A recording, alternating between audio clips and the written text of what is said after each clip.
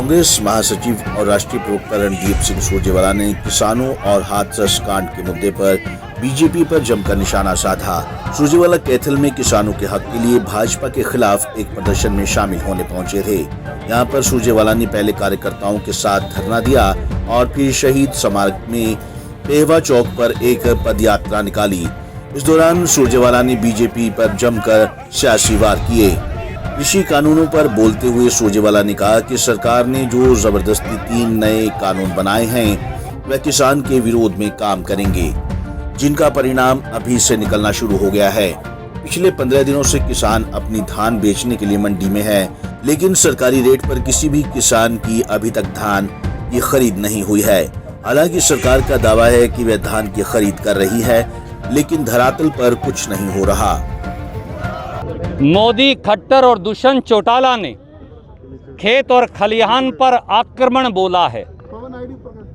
Bharatiya Janata party और दुष्यंत चौटाला मिलकर किसान और मजदूर की हरित क्रांति को हराना चाहते हैं। किसान, मजदूर और दुकानदार की आजीविका और रोजी रोटी छीनना चाहते हैं।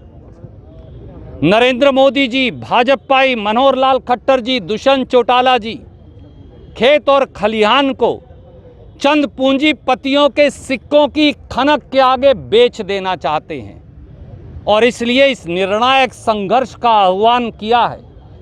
जब तक ये तीनों कृषि विरोधी काले कानून खत्म नहीं हो जाएंगे, हमारा संघर्ष जारी रहेगा और इन तीनों काले कानूनों को, खेती विरोधी काले कानूनों को खत्म करवाकर ही हम चैन से बैठेंगे और तब तक लड़ेंगे जब तक देश के किसान, हरियाणा के SC BC के हमारे भाइयों, छोटे दुकानदारों और मजदूरों की ड्योढ़ी पर हम मनोहर लाल खट्टर जी, दुष्यंत चौटाला जी और नरेंद्र मोदी उनके घुटने वहां नहीं टिकवा देते।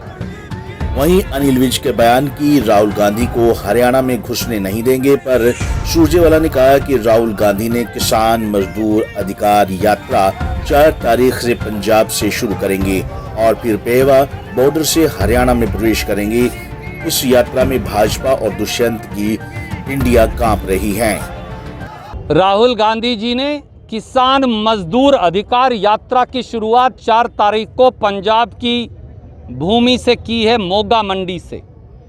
यह यात्रा 6 तारीख को पेहवा बॉर्डर से हरियाणा में एंटर करेगी। भारतीय जनता पार्टी और दुष्यंत चौटाला की पिंडी कांप रही हैं, उनका मन घबरा रहा है। दुष्यंत चौटाला जी तो अब सड़क मार्ग से और मुख्यमंत्री तो सड़क मार्ग से चलते भी नहीं, हेलीकॉप्टर से जाते हैं। उनके सांसदों और विधायकों का बहिष्कार हुआ है। ऐसी घबराई डरपोक सरकार कायरतापूर्ण अगर कोई कार्रवाई करेगी तो परिणाम वो खुद भुगतेंगे। वहीं हाथरस रेप और हत्या मामले पर सुरजेवाला ने कहा कि योगी सरकार मामले में इंसाफ दिलाने के बजाय उसके परिवार वालों को दबाने का काम कर रही है। मुख्यमंत्री योगी आदित्यनाथ को शर्म आनी चाहिए और थोड़ी सी भी शर्म अगर उनमें है तो उन्हें अपना इस्तीफा दे देना चाहिए। आदित्यनाथ सरकार को शर्म से डूब मरना चाहिए। जिस प्रकार का बहशीपन और दरिंदगी वाल्मीकि समाज की, हमारी उत्तर प्रदेश की एक बेटी से हाथरस में हुई और उस पर पर्दा डालने के लिए रात को 2:30 बजे हिंदू रीति रिवाज के खिलाफ उसका संस्कार किया गया, ये अपने आप में एक दर्दनाक घटना थी। और कल रात आदित्यनाथ जी की कठपुतली, वहां के DIG लॉ एंड ऑर्डर कहते हैं कि बेटी से अनाचार ही नहीं हुआ। आदित्यनाथ जी, काश आपकी बेटी होती तो आप दर्द जानते। बेटा या बेटी के साथ अगर दुर्घटना हो तो कितना दर्द आत्मा को किस प्रकार से लील लेता है।